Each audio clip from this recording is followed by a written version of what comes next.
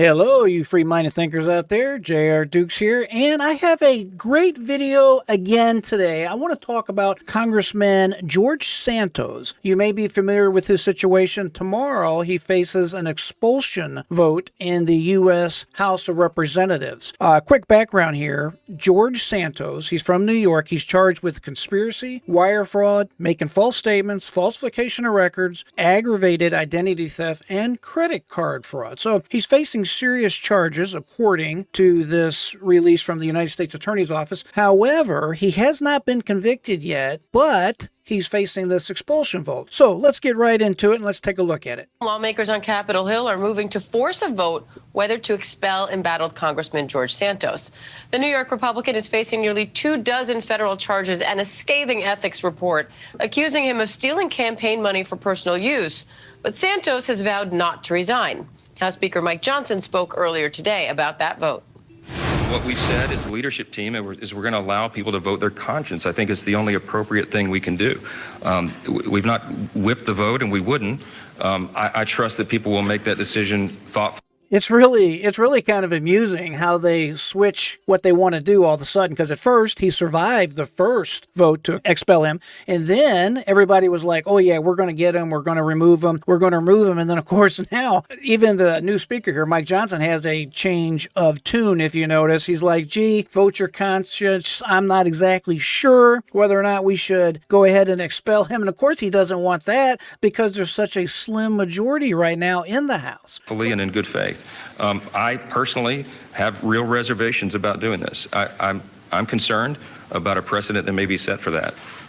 Of course he's concerned, folks. He's concerned, as I just said. There's only currently a 4-vote majority that the Republicans hold in Congress, in the House of Representatives. If you get rid of Santos, that's only a 3-seat majority, and they are having a very difficult time governing as it is. What do you think? Do you think he should be removed from office? Please tell me in the comments below. Let's have a conversation about this. So everybody's working through that, and we'll see how they vote tomorrow. ABC's Jay O'Brien joins me now from Capitol Hill with more on that. Jay, Santos has already survived 2 expulsion votes, but that was before this House Ethics Committee report. 2/3 of the chamber would have to vote in favor of removal. So what are you hearing from lawmakers on the Hill in terms of where this stands? Well, the big takeaway right now, Diane, is that this vote is not a given. The earliest this vote is expected is tomorrow, and there are a number of Republican lawmakers at this hour who have come out and expressed the same kind of concerns that you just heard Speaker Johnson express in that sound that you just played, which is the Speaker saying that he's concerned about the precedent this sets, and specifically the precedent he's talking about is expelling a member of Congress before their case or whatever they're accused of doing is adjudicated in a court of law. Remember, George Santos faces criminal charges. He's pled not guilty to those charges, and that... Folks, you have to remember that in our country, we have a constitutional right, specifically under the 7th Amendment, to have essentially a jury of our peers before we are convicted of a crime or we lose our money or something to that effect. This is like number 1 in the Constitution as far as taking someone's liberty or charging them with a crime, is that we have the right to have a jury of our peers before the government can proceed to lock us up or take our property or whatever. And in this particular case, whether you like Santos or not, the reality is this individual is facing only allegations. There is nothing as far as a conviction as of right now, and we need to keep that in mind. Case continues. Nonetheless, we also have heard from a number of lawmakers who have flipped their vote from not voting to expel Santos the last time this came around on November 1st to now being in favor of expelling Santos, as you said, after that Ethics Committee report. Even some of his own Republicans from New York, like Nicole Maliotakis, telling me that that report was scathing enough that she feels that enough due process has been done to switch her vote to being in favor of expelling Santos. So the proof will really be in the pudding in that expected vote tomorrow. But the reality here, Diane, is it's a tall order to expel anyone from Congress. As you said, it takes 2/3, which comes out to about 290 members, and only about 179 to be exact, voted to expel Santos the last time this came around earlier this month. So they've got a lot of votes they've got to move from no to yes to Just a quick note here, just to give you an idea of how difficult it is to basically remove someone from Congress, whether it's the House or the Senate. According to what I found on the internet, there's only been 60 votes in the history of Congress to expel or remove a member, and they've only been successful 21 times as far as removing and or obtaining an impeachment. So the odds is only 35% because it's such a high bar to meet, which it should be a high bar to meet. Kick George Santos out of Congress. Santos says he won't resign, but he also says he expects to be voted out. So what's his strategy at this point? Why hold on? Well, I talked to a source close to Santos just yesterday, and they said their strategy, if you can call it a strategy at this hour, is really just to hold on, is really just to take this vote to the floor. Santos said last night in remarks on the floor that he wants to put lawmakers on the record as to whether or not they want to expel him. The defense that he's using is the defense that you've heard some lawmakers start to buy into, which is he wants to go through due process, and he says that he doesn't want to set a quote-unquote precedent in this institution. But his staff, Diane, say they are going to hold on to this. I had one staffer close to Santos describe their operation right now as a pirate ship and saying they are going to try to go down with the ship. Diane. All right, so what we have here is you have George Santos that is going to likely face an expulsion vote from the U.S. House of Representatives as soon as tomorrow. For some context, at the same time, you have Democrat Representative Jamal Bowman of New York. He is the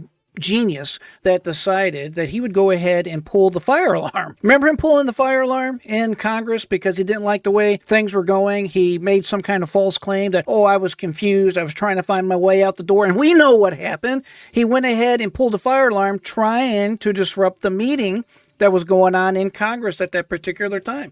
Now, he went ahead and pleaded guilty to a misdemeanor and paid a small fine. Basically, he got a slap on the wrist. Come on, we know what was going on. We know why he did it. If it would have been anybody else other than a minority Democrat, they would have hammered him. If he was a Republican and not a Democrat, they would have torched this individual. They would have ran him out of town after tar and feathering his rear end. We know it, you know it. If you don't believe me, just look at January 6th. Look how all these people from the January 6th insurrection was treated.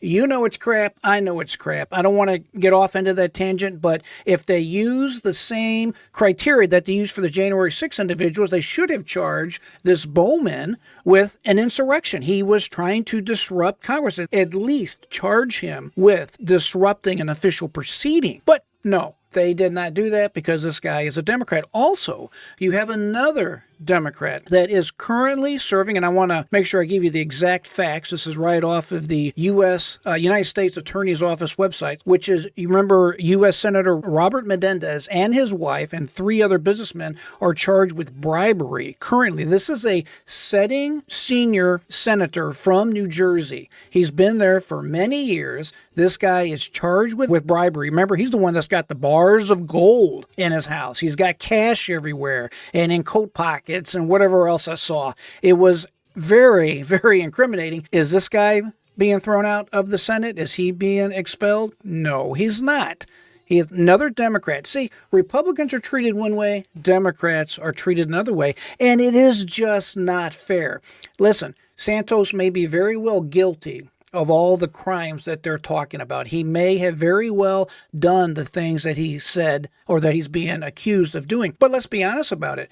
He's not charged with treason like this guy from New Jersey is. He's not charged with trying to conspire with the government of Egypt. He did not try to interrupt a formal meeting of Congress trying to disrupt their business. This guy may very well be a sleazeball, but the reality is he has never been convicted. He has not had his full due process worked through. This one congresswoman from his own state was saying something to the effect of he's had enough due process. What? What are you talking about, Felicia? That's just nuts. He's had most of his due process. Are you kidding me? He's entitled to his entire due process. Unless and until he's convicted by a jury or pleads guilty in court, this man is innocent, and we need to treat him as if he is innocent. Not only that, let's just be honest about it. The Republicans need him. With only a 4-seat majority, you cannot dismiss the fact that he's needed. He's needed badly in Congress so the Republicans can continue to govern. And that's the reason why you see Mike Johnson kind of changing his tune about this situation. So we'll just have to stay tuned and let's see what happens. I encourage you to check the facts, educate yourself about this, maybe send an email, call your local representatives, and tell them how you feel about it. Also, put in the comments your comments below. Always remember, my friends, I want you to hit that thumbs up button, like, share, subscribe. Very important to get the message out. I'm doing my part. Please help me by doing your part and share this video. I always like to tell you to keep that free mind and never give up. And until next time, I am J.R. Dukes.